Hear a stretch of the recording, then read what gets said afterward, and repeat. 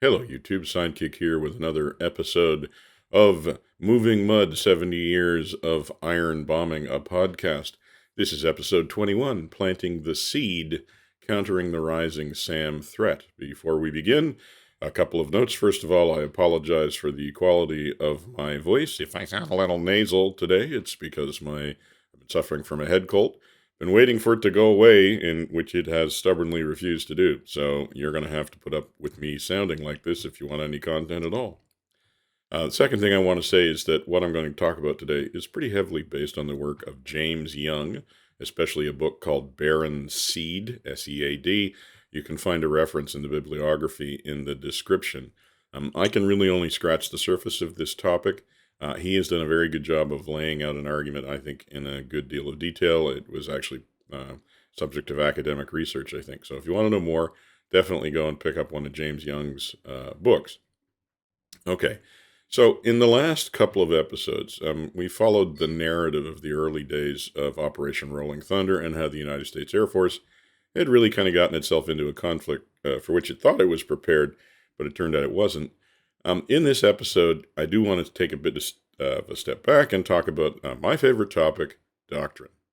Okay, yes, get the eye rolling out of the way. I know this may not be everybody's favorite topic, but I want to do this for a reason.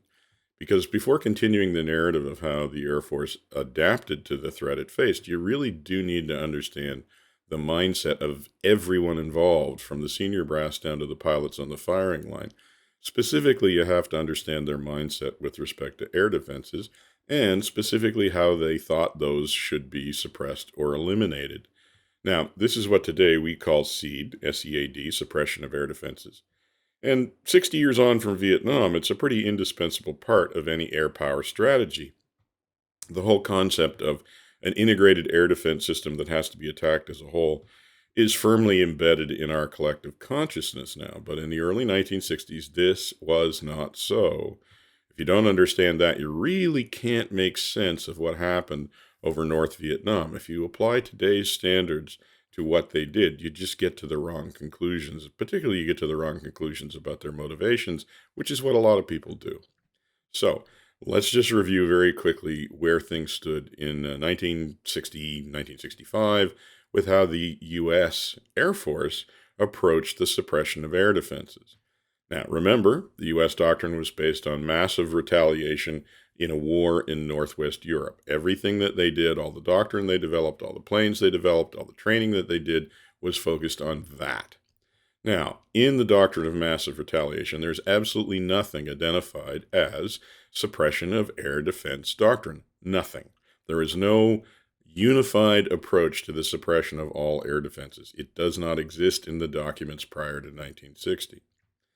What elements there are there that we would identify today as suppression of air defense is very much focused on the air-to-air threat, which, to me, means that the mindset in the U.S. Air Force is still very much almost stuck in World War II, because during World War II, the threat to strategic bombers really was fighters. And remember, under the doctrine of massive retaliation, the important thing that had to be protected was the Strategic Air Command bombers carrying nuclear weapons over Soviet Russia. So only when the fighters had been defeated in World War II did the flak really become the biggest killer of aircraft. Now, flak had been the biggest threat in North Korea, but that flak threat had been neutralized by flying high and fast. So in 1965, flak was really not seen as a threat. It was seen as more of a nuisance. And there was no doctrine regarding how to deal with anti-aircraft artillery. Nothing at all. What tactics there were mainly consisted of ways to avoid it. The air-to-air threat, though, was considered credible because unlike World War II, close escort of the bombers was not going to be seen as viable. And of course, it was the escorts that had defeated the fighters in the Second World War.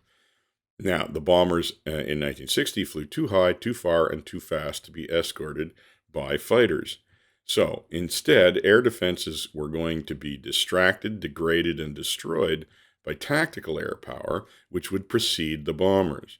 The tactical air power would attack air bases and ground control radar stations with nuclear strikes. Air defenses would thus be blinded and destroyed on the ground. Those that did get airborne would have their hands full with the tactical fighters, and they wouldn't be able to go after the bombers. And even if they were successful against attack forces, they'd have nowhere to go and land and refuel. They'd also have no ground control, which they depended on to be effective. So, now loss rates in the attack forces were expected to be high, very high, but it was also expected that the campaign would be short, very short, so those kinds of loss rates were acceptable. To summarize, for a pilot coming up through the U.S. Air Force system in the 1950s and early 60s, they would not have been exposed to anything called suppression of air defense doctrine. It was not a unified thing. To the extent that there were approaches to dealing with air defenses, those approaches emphasized high speed, low level ingress to achieve surprise and to avoid radar controlled fighters. Massive coordinated strikes across the whole front that saturated the defenses were basically the way that the air defenses would be handled. Strategic selection of targets designed to degrade enemy fighter interceptor capabilities before the strategic bombers arrived was another way that they would be suppressed. Now, there was no emphasis whatsoever on what we would currently call air combat maneuvering. The tactical fighters were not expected to engage enemy aircraft in air-to-air combat. Their design emphasis was on speed and range so they could get in and get out before they could be intercepted. There was no emphasis on maneuverability against an opponent, and there was no emphasis on survivability against ground fire. So U.S. pilots were very well trained, but they weren't trained for the job they were going to end up doing in Vietnam, where almost none of that was true. And of course, that basic doctrine not only affected how the war was planned and how the aircrew were trained, but it also affected the tools that were available and the way they were expected to be used. Now, just for a moment, I want to point out that I'm not criticizing this doctrine. It was developed by the veterans of a brutal strategic bombing campaign over Germany and Japan in the Second World War, who were led by Curtis LeMay. Now, I realize now, after seeing and reading Masters of the Air, just how brutal and to some extent futile this campaign was. I mean, LeMay and the other senior leaders would have seen something like 8 or 9 out of 10 of the men they flew with shot down or killed in a 3-year campaign of grinding attrition.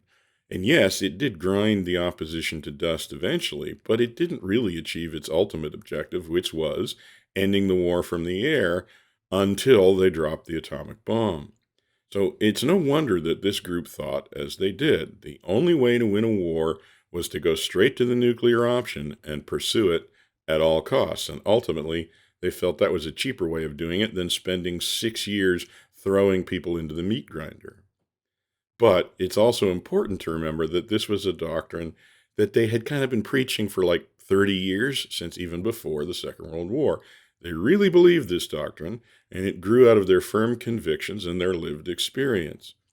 Now, those closer to the front had been raised their entire careers exposed to this doctrine and this way of thinking. It had, to some extent, been handed to them by, almost semi-mythical figures like LeMay, who had survived the crucible of the fight with Germany and Japan. Their credibility was beyond question. Now, I point all of this out in order to give some context to the efforts of the United States Air Force to adapt to the new situation that they faced when they faced it. I mean, I guess kind of think about it this way for those of us who aren't military pilots anyways. Imagine this. Imagine that you're a relatively new employee at, say, a large tech firm. Because you're up on the latest trends, you're closer to the sharp end where daily work is done, and you discover a way to significantly improve the way something is done. You triumphantly present your ideas up the chain, only to find that the process you want to replace was designed and implemented by the very people you are trying to convince that the new way is much better than the old way. Anyone who's lived a portion of that experience will have just a tiny window into what it was probably like in Thailand after the 24th of July, 1965. Minus the bit about the threat of dying and seeing all of your friends killed executing the old strategy while you fight for the new one. And, leaving that aside. Anyways. Okay, with that in hand, talking about what the U.S. was doing, let's talk a little bit more about what the North Vietnamese were doing and what the threat actually was as compared to what maybe it was expected to be. We've talked about pieces of it, but we haven't really taken a step back and looked at what was to become the North Vietnamese Integrated Air Defense System.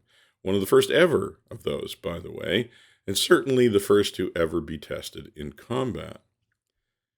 The control of North Vietnam's air defense campaign was managed by the North Vietnamese Integrated Air Defense System Command and Control, C2 nodes.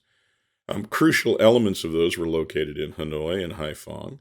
The nodes were divided into 4 sub-headquarters, and they coordinated anti-aircraft artillery, MiGs, and SAMs to prevent friendly fire and to maximize damage to U.S. airstrikes.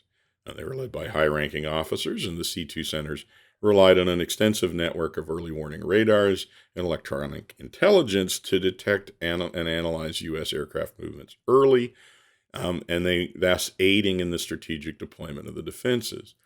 Reports from active defense assets also played a key role in updating the command on U.S. strike progress, allowing for dynamic responses to the evolving air battle scenario. In other words, the North Vietnamese had a very clear and comprehensive picture of what was going on in the airspace over North Vietnam every day.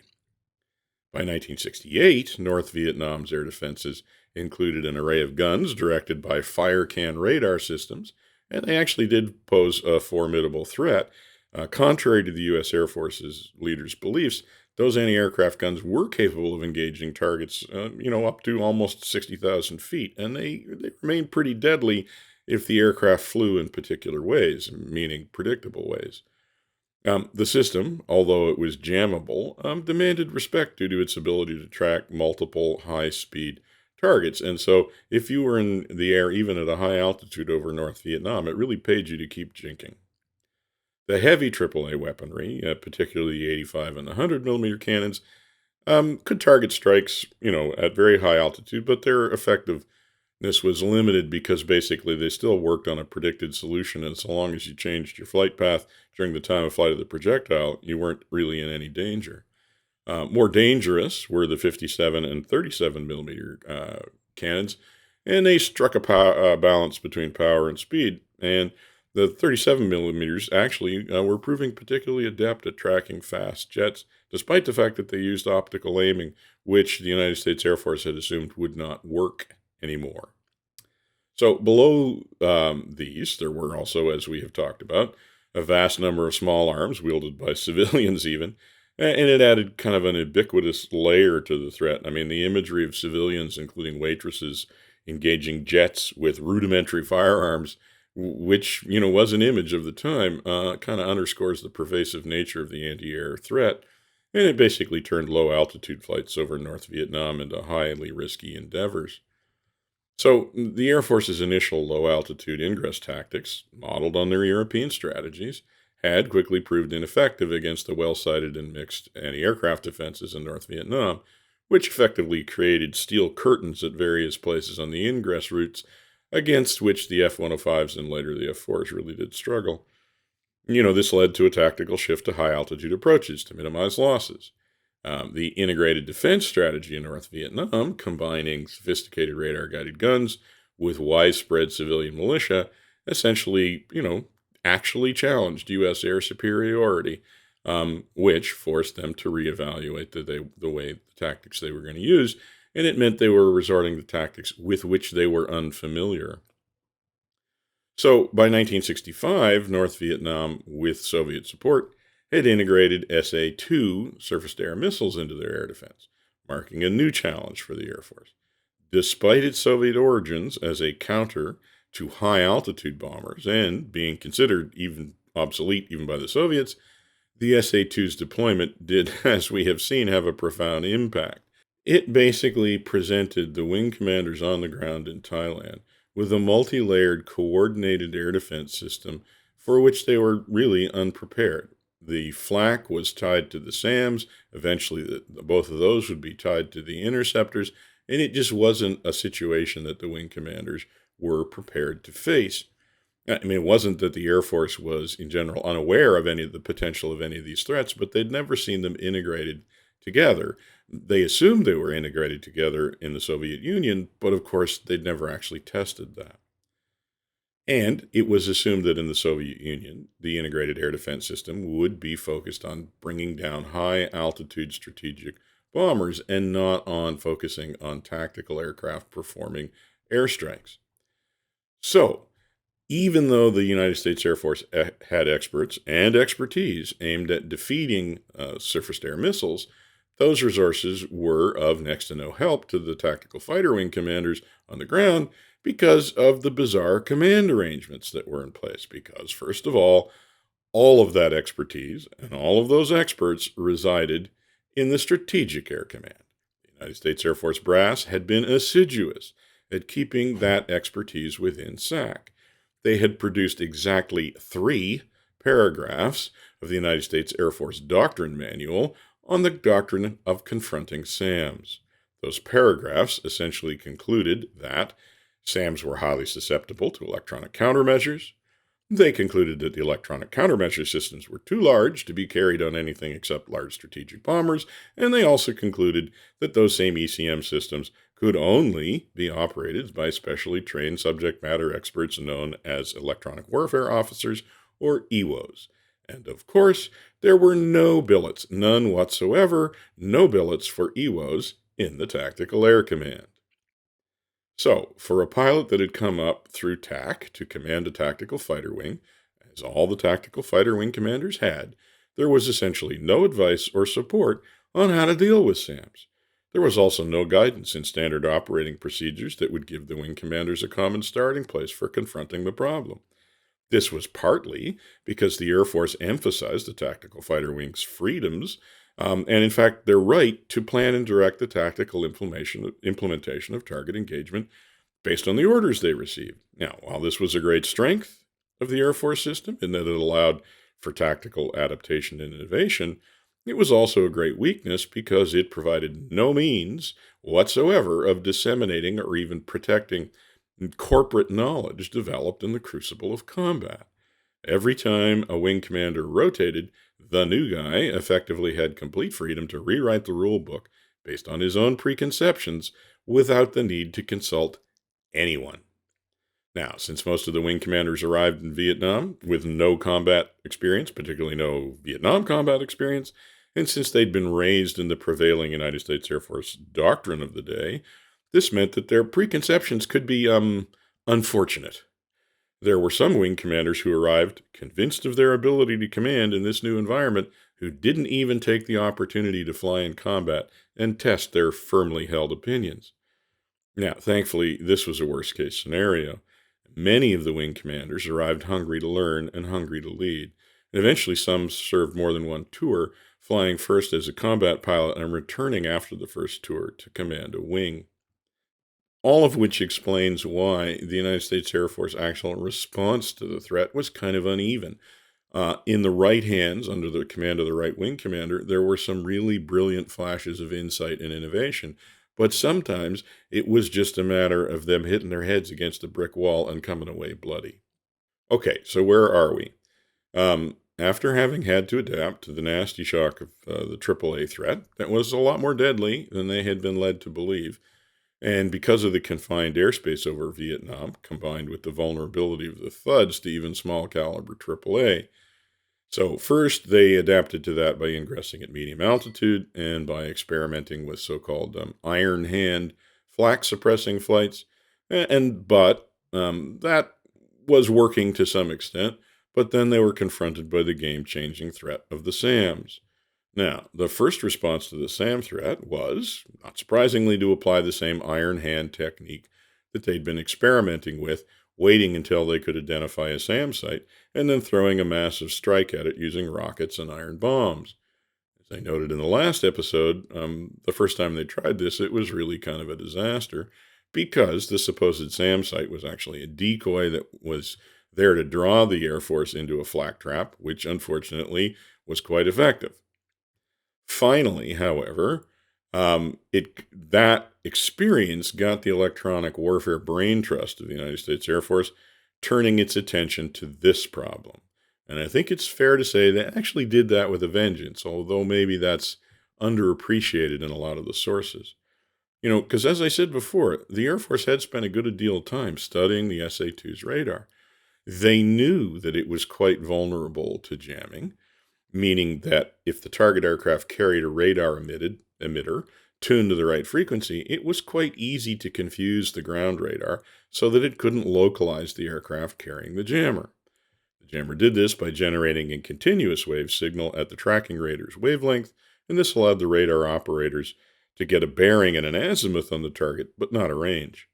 Thus, they couldn't lock on the target, and they couldn't guide a missile to it.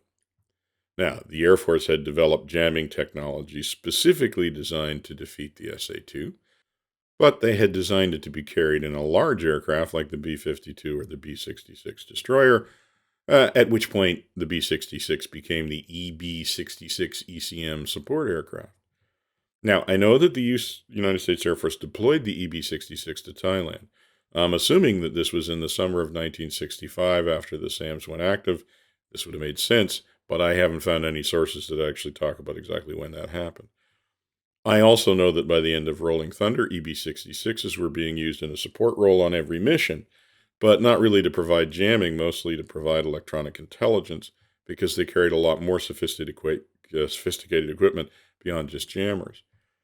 The problem with them was that they were assets that were owned and controlled not by the 7th Air Force Commander in Saigon or the 15th Air Force Commander in the Philippines, but by the theater commander in Hawaii.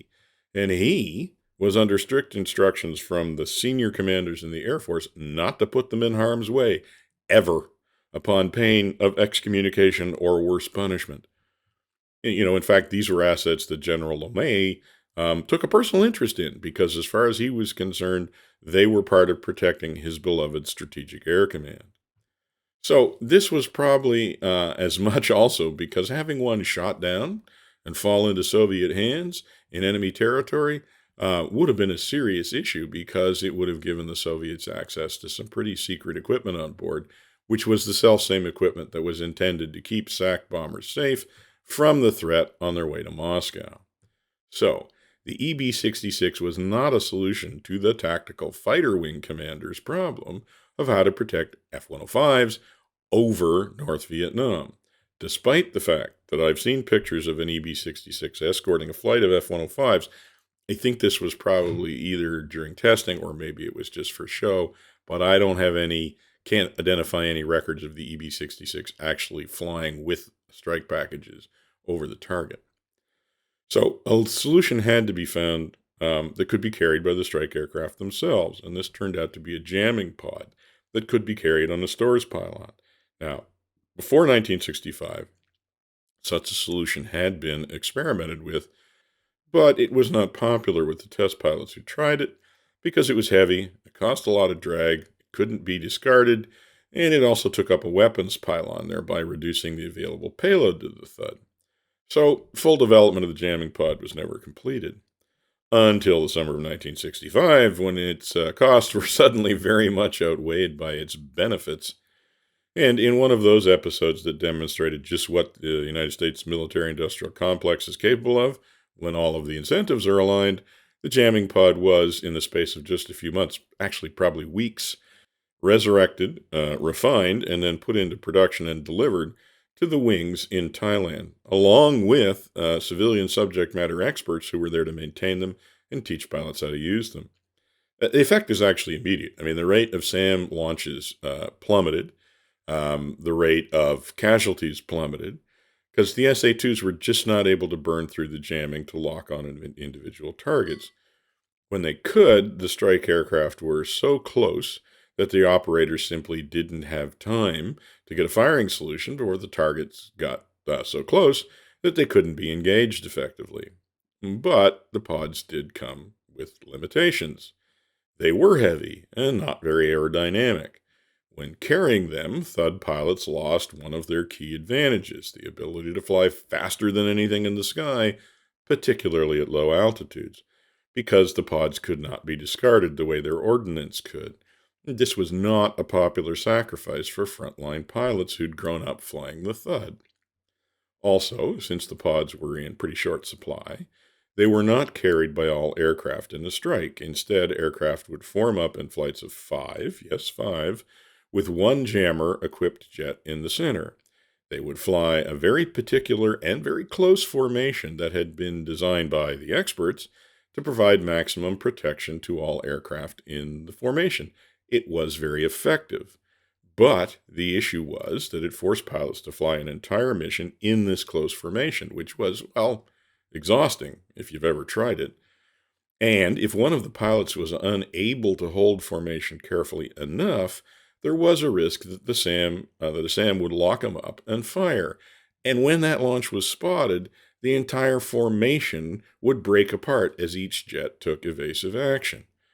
Now, this was an effective way of defeating SAMs, since they weren't particularly maneuverable, and it was possible to evade them if you saw them early enough. But it meant that jamming protection was suddenly lost, and all of the jets were suddenly vulnerable, and it also meant in all likelihood that the entire flight would have jettisoned its ordnance in order to be able to perform the evasive maneuvers. And at this point, even if all the aircraft made it home, which they often did, the North Vietnamese air defense system would have won because it had prevented 5 strike aircraft from accomplishing their mission. The problem was exacerbated by the fact, actually, that none of the strike aircraft at this time carried a radar homing and warning receiver. Truly, for anybody who flies in DCS, this is incomprehensible that you would not have a radar warning receiver when you are flying around surface-to-air missiles. But yes, that's right. The pilots in 1965 had no idea when they were in the presence of a SAM site. They had no way of knowing they were being tracked and no way of telling if a missile had been launched at them. Now, thankfully, the launch signature of the SA-2 is fairly obvious, at least on a clear day, at least when you know what you're looking for. Still, the lack of any specific information meant that as soon as a launch was spotted, every pilot that saw it was likely to jettison their stores and prepare to take evasive action. Wouldn't you? So the effect of a single SAM launch could cause actually multiple aircraft to abort. So even though the jammers reduced the casualty rate, the effectiveness of the bombing campaign also dropped dramatically as well, which meant that really the SAMs were winning. The jammer pods was a defensive measure that protected aircrew from the threat, but they were not helping the United States Air Force establish air superiority over North Vietnam. To do that, an offensive weapon was needed, and that weapon would be the wild weasels. And that's a topic that we probably won't get into here today. We'll save that for the next episode. So that is where we will pick things up next time, the advent of the wild weasels, which I'm sure is something that we'll be interested in talking about.